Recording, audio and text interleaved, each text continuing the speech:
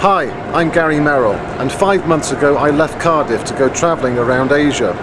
I'm currently in Taiwan, some 10,000 miles away from Wales. Now the easy way to get back would be to hop on a plane and I could be home in a day, but my trip's going to be much more interesting. For the majority of my journey, I'll be travelling by train, but for the first leg of the trip, I'll be travelling by ship across the South China Sea to Hong Kong. And in about 15 minutes, the ship behind me leaves, hopefully with me on board.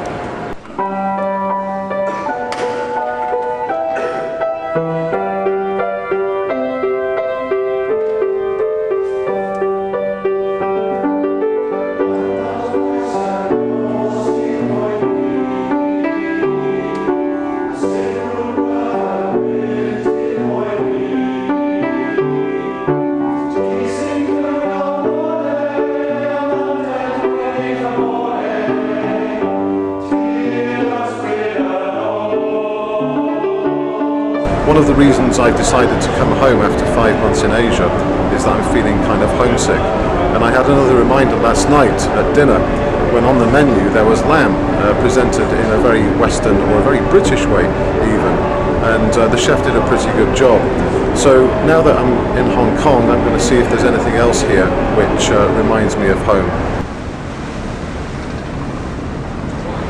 Hong Kong is a very cosmopolitan place, and of course it was part of the British Empire until 1997. And if I wanted to, I could go to a fish and chip shop, go and see some British architecture, museums that have British influences. But tonight I'm going to look for something distinctly Welsh, and to do that I need to go across to Hong Kong Island on the Star Ferry.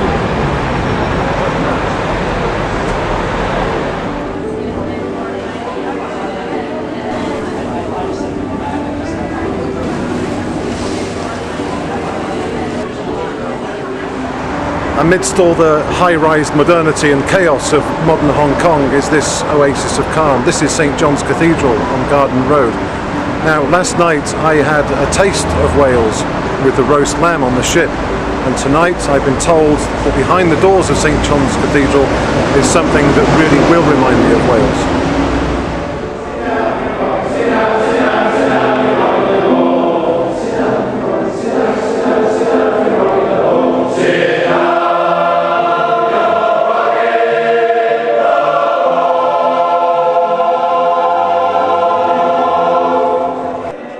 It could be a church hall anywhere in Wales, but this is the chapel of St. John's Cathedral in Hong Kong.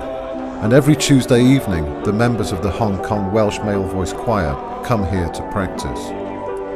During a break in rehearsals, I spoke to 3 of the choir's members. Musical director Brian Carter told me the choir has been going strong for 3 decades. So how did it all begin? The story goes, which may or may not be true, that it was at a St. David's Day society dinner 30 odd years ago. A bunch of Welshmen got round a piano and started singing, and they haven't stopped since. Essentially that was the founding of this choir. Originally mostly Welsh singers. The Welsh regiment was here in those days in Hong Kong, which provided a number of the singers. But it's grown now to the point where we have somewhere around 11 nationalities. As you can hear from his accent, Brian is not Welsh. He's originally from Essex, and Australian member Shane Kelly listed the other nationalities represented in the choir. New Zealand, Australian, Singapore, Thai. You've got the 5 nations. You're familiar with the 5 nations? You know enough about rugby to immediately, there's 5 more, so that's 10. We have American from the north, we have Canada, there's 2, we're up to 14. Zimbabwe,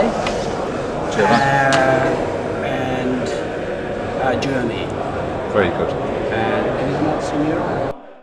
And the pianist is Italian. And of course there are Welshmen in the choir, and one of them, Howard Jones from Pembrokeshire, has quite a track record. As a youngster, I was a cathedral chorister in Llandaff in Cardiff. So, but then once I got to sort of the age of 13, 14, my voice changed. It had been quite a few intense years from the age of 6, so it's only 2 years ago that I took up singing again. So like Frank Sinatra, you've had a huge comeback here. Massive comeback, yeah. The choir has performed all over the world, but naturally most of their performances are in Hong Kong. And when you perform in Hong Kong, what do the Chinese make of your performances? Well, I think we perform to a mixed audience usually, so it's an expatriate and a Chinese audience. But you know, as anywhere in Hong Kong, I think most Chinese appreciate good music, and we provide another alternative for them. But it's very different to the traditional Chinese music. It is isn't indeed. Yeah. It is indeed, but it does go over quite well. So what is it that brings such a diverse collection of men together? Shane Kelly says most members have no connection with Wales at all, other than their love for the Welsh choral tradition, and it's this that unites them.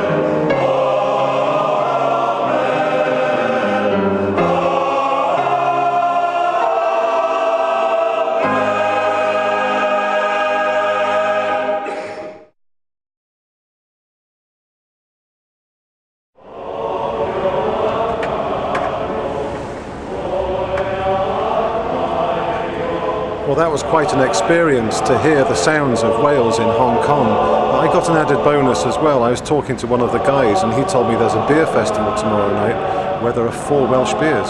So guess where I'm going tomorrow? See you then.